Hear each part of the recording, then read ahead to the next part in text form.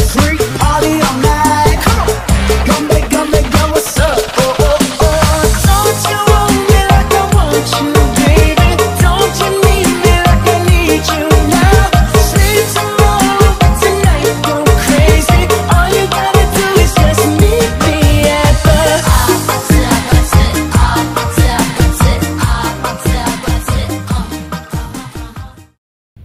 Assalamualaikum warahmatullahi wabarakatuh.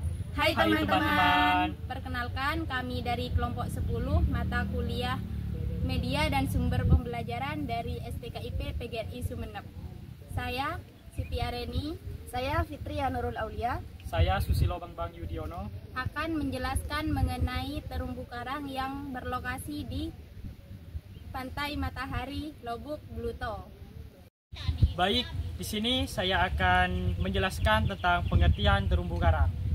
Terumbu karang adalah formasi alami yang terbentuk dari koloni karang yang hidup di bawah permukaan laut. Karang adalah hewan laut kecil yang membentuk struktur keras dengan kalsium karbonat. Terumbu karang bisa ditemukan di daerah tropis dengan air yang hangat dan jernih.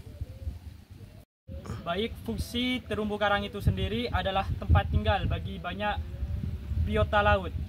Terumbu karang adalah rumah bagi berbagai macam hewan laut seperti ikan, kepiting, dan udang. Yang kedua, melindungi pantai. Terumbu karang bertindak sebagai penghalang alami yang mengurangi gelombang laut sehingga melindungi pantai dari erosi. Yang ketiga, sumber pendapatan bagi manusia. Banyak orang yang menggantungkan hidupnya pada terumbu karang, seperti nelayan yang mencari ikan dan wisatawan yang melakukan penyelaman. Yang keempat, menjaga keseimbangan ekosistem laut. Terumbu karang mendukung keseimbangan alam dengan menyediakan tempat makan dan perlindungan bagi banyak spesies laut. Selanjutnya saya akan menjelaskan mengenai ancaman terhadap terumbu karang. Ada 4 ancaman, yaitu yang pertama pemanasan global. Pemanasan global ini meningkatkan suhu air laut, dapat menyebabkan pemutihan karang dan juga kematian kerang. Yang kedua, ancaman polusi laut, seperti limbah plastik, bahan kimia, limbah rumah tangga yang dapat merusak ekosistem terumbu karang. Yang ketiga yaitu penangkapan ikan. Penggunaan bom ataupun racun terhadap ikan dapat merusak terumbu karang. Yang terakhir, penyelam yang tidak bertanggung jawab. Aktivitas penyelaman yang dapat merusak terumbu karang. Selanjutnya saya akan menjelaskan tentang upaya untuk melestarikan terumbu karang. Di mana cara kita untuk melestarikan terumbu karang? Yang pertama dengan menjaga kebersihan laut, seperti mengurangi sampah, seperti sampah plastik ataupun limbah lainnya, dengan cara kita membuang sampah tersebut kepada tempatnya. Yang kedua, kita dengan cara melakukan penanaman karang. Beberapa organisasi melibatkan masyarakat untuk menanam karang kembali yang telah rusak. Banyak karang seperti di sini, banyak karang yang sudah rusak, itu bisa dilakukan dengan penanaman kembali, dibantu dengan masyarakat sekitar. Selanjutnya, melakukan peraturan yang ketat terhadap penangkapan ikan.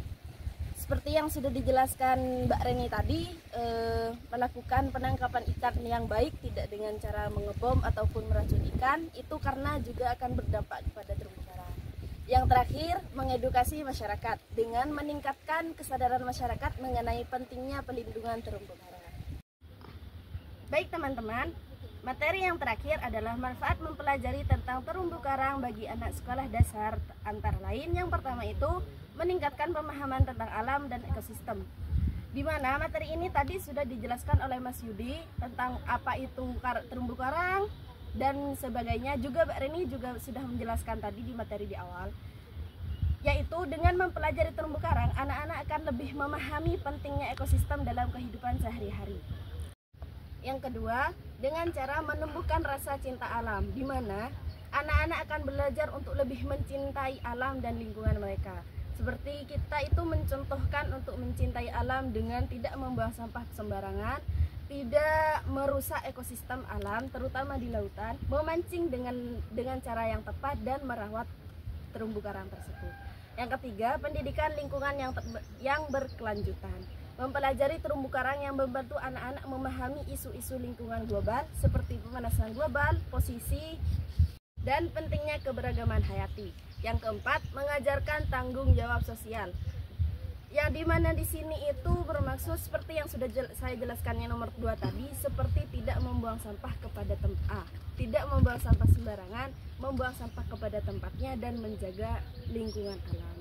Yang kelima, mendorong kreativitas dan inovasi, di mana dengan cara merawat alam kita bisa berkreasi, membantu siswa untuk berkreasi, membuat sesuatu dengan cara apa seperti itu. Bisa dengan mengumpulkan sampah itu dijadikan apa agar lebih memperindah alam. Seperti itu. Yang keenam, peningkatan keterampilan kerjasama. Di sini bisa dilakukan dengan membagikan peserta didik itu menjadi beberapa kelompok untuk menjadikan suatu kreativitas ataupun melakukan proyek pelestarian. Yang terakhir, pendidikan karakter dan empati. Manfaat yang terakhir adalah pendidikan karakter dan empati. Dengan memahami hal tersebut, di mana peserta didik bisa lebih menghargai keberagaman hayati yang berada di bumi. Baik teman-teman, mungkin itu saja materi yang bisa kami sampaikan. Semoga teman-teman semua di luar sana bisa ikut melestarikan terumbu karang dan juga lingkungan alam sekitar.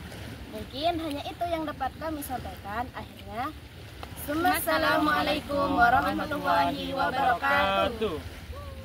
Dadah.